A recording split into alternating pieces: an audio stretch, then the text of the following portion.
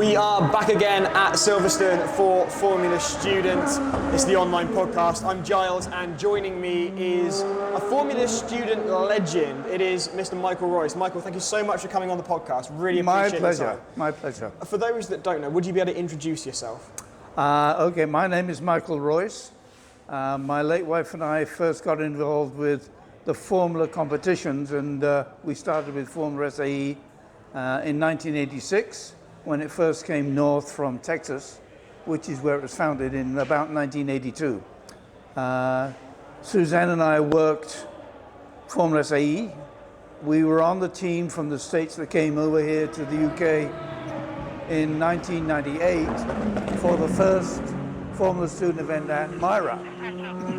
And she and I made every Formula student event up until we had to miss COVID 20 and 21. Suzanne missed for the 2018 competition, which she had a direct conflict with Formula E in New York, where she was the chief scrutineer. Wow. Just as an aside there, Suzanne was the chief scrutineer for Formula One in the United States for 35 years. From 1986 through 2021 when she retired. And it's that relation to the event in America, Formula SAE, that I'm quite interested in, because that's where... Well, Formula SAE is the grandfather, if you like, of Formula Student. So talk us through how we go from Texas to Silverstone. Oh, okay, well basically, as I said, the competition was started by a couple of professors at the university, a couple of universities in Texas. Then it came north to Michigan, as I said, in 88, again in 88, 86, 88, 90. And then the big three, Ford, GM, and Chrysler, became major sponsors. Right. And the US event now is based in Michigan. Andrew Deakin and a couple of others Andrew was a student at Rensselaer Polytechnic on their Formula SAE team and competed for them. He then came back and did his PhD at the University of Leeds and hooked up with a couple of other friends of ours, Howard Ash, and a couple of others on the Leeds team, and he persuaded IMEC to have a UK competition. So that's how it came. It came about really through Andrew's hard work. And when they say someone wrote the book on it, you quite literally wrote the book on Formula Student here in the UK. About 15 years ago, a gentleman called William Kimberley of Kimberley Media got a hold of me and Suzanne and said, based upon your experience, because we had also been to Australia and Italy on behalf of SAE, would you kind of get together a book to help the students out? So we twisted the arms of about 24 of our friends who were in the business of being judges and scrutineers for Formula SAE and Formula Student, and we came up with a book that was first published in 2012 called Learn and Compete, a primer for Formula SAE, Formula Student and Formula Hybrid teams. So we did that, then it sold out, and we did a second edition which then became 2 volumes that came out here 3 years ago in 2022. I just didn't remember it. Writing the book. And you quite literally wrote the book. It really is a valuable resource, particularly for teams that have just started, or some of the established teams, quite frankly, lose their way. And they need to... Because there's that knowledge overturn as people graduate and move on and they get new students in. Yes, we saw a great deal of that, lack of knowledge transfer during COVID.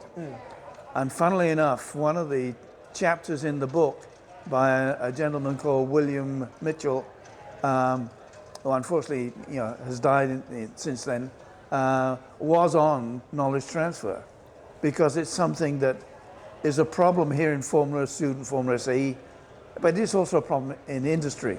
We have challenges in industry with the turnover of people, and somebody has to have the kind of library of knowledge. So would you say then that Formula Student is almost a microcosm for engineering industry? It is, yes. I mean, say, we in the Formula business are not necessarily training race car engineers. There are not that many positions in motorsport, some at the very high level, and we do get some alumni that go into Formula One, some into motorsport in general, but the majority of our students go into engineering in general. And we even have some, excuse me, some non-engineers as well.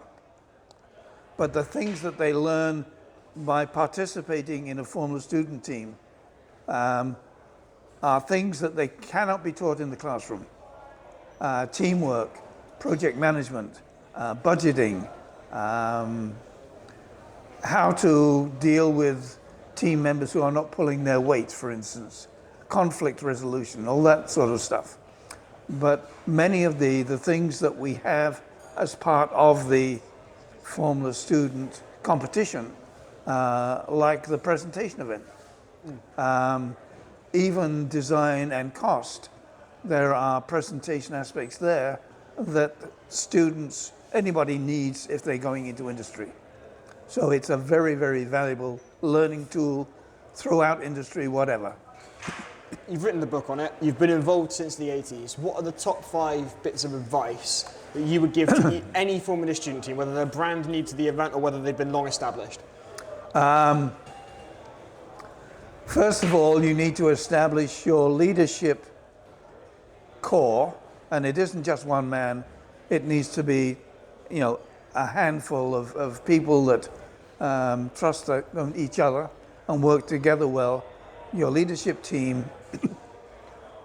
Once you've got that in place, then you start at the top with your team goals, and then from team goals you waterfall down to goals for each particular group that's in there. General ones, let's say suspension or the engine or the electrical powertrain, and then from there you waterfall down into more of the detailed things, and you come up with a plan how to do it. Then you come up with the time frame, the project plan in which to carry that out. Point number 1 and point number 2 there. Then you establish the time frame and you stick to it. Because the one thing that Formula student teams do not have plenty of is A, time, and B, money. Yeah. And Suzanne and I used to reckon that Murphy's Law prevails. Yeah. If something can go wrong, it will. And also the rule of pi. Things will take 3.14 times longer than you reckon. And I can guarantee that if you fall behind on schedule, you will never make it up. And you will end up here in scrutineering with a car that's not running. So establish the leadership, establish your goals, work out your time frame, work out the budget, and then stick to it. Yes, yeah, definitely stick to it.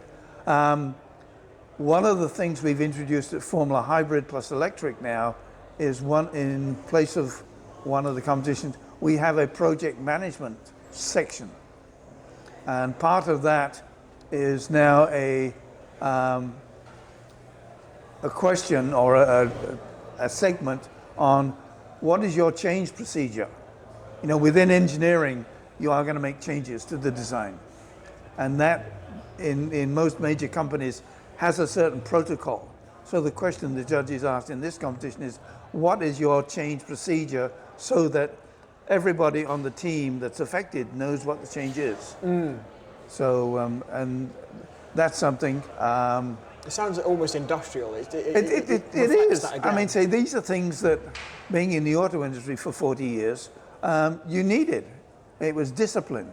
So the two things I would add to that are discipline and communication.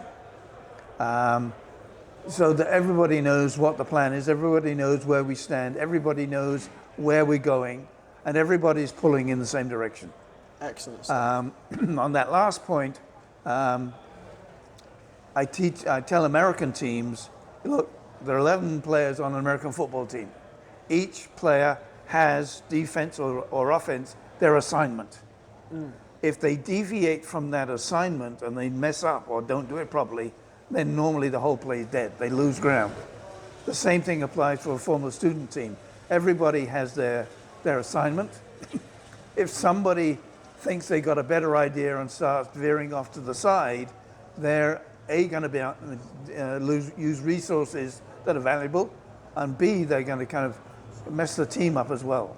So keeping together as a team and working together and communicating is very important.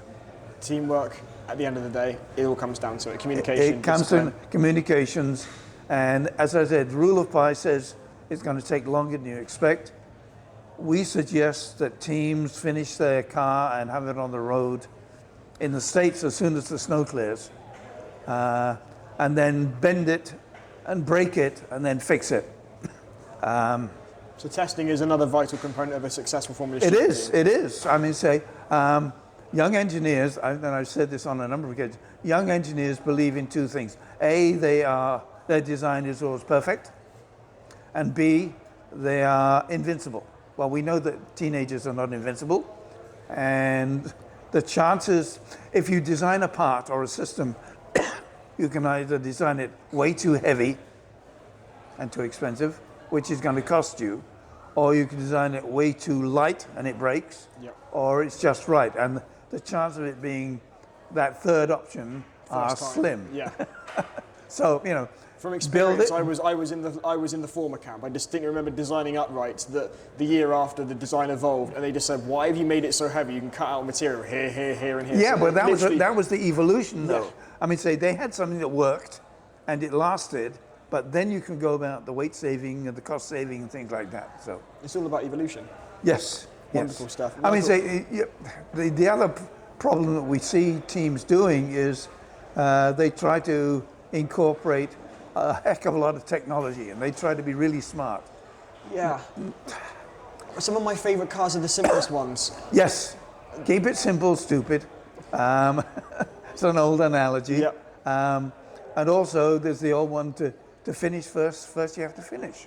Absolutely. So you don't add complexity and weight and cost just because you think it's a bright idea. Without showing bias, a team that I'm really enamoured with in terms of keeping it simple is Leicester. I think they've really nailed the simplicity aspect. They've got a car on 4 wheels, rear-mounted IC engine. Yeah. They're self-described as a bathtub on wheels, and the car has evolved from 2 years previous, and it's looking really good here at FS25. Good. And that keeping it simple, I think, is very much.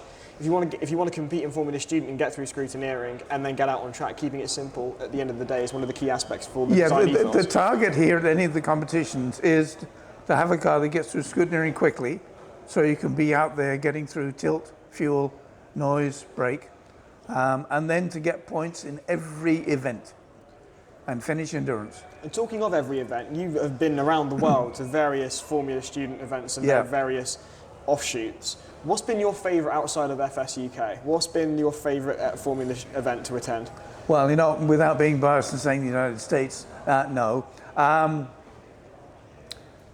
Suzanne and I have only been to, well, we went up to a Canadian event. So Italy and Australia. It's tough to decide between the two. The Australian, thoroughly enjoyed the company with the Australian guys. Saw a lot of, a fair bit of around Melbourne and around Adelaide. And still friends with some of the people in Australia. But we loved Italy as well. You know, we lived for 2.5 years in Italy. Oh, wow. That's part of my career. The food in Italy must have been It impeccable. absolutely great, yes. And a couple of the years, the Italian competition was at Fiorano, which is the Ferrari test track. That's right up my street. Michael, this has been a real pleasure. Okay, Thank you so very much much, for Giles. joining us on the podcast. I really appreciate your time.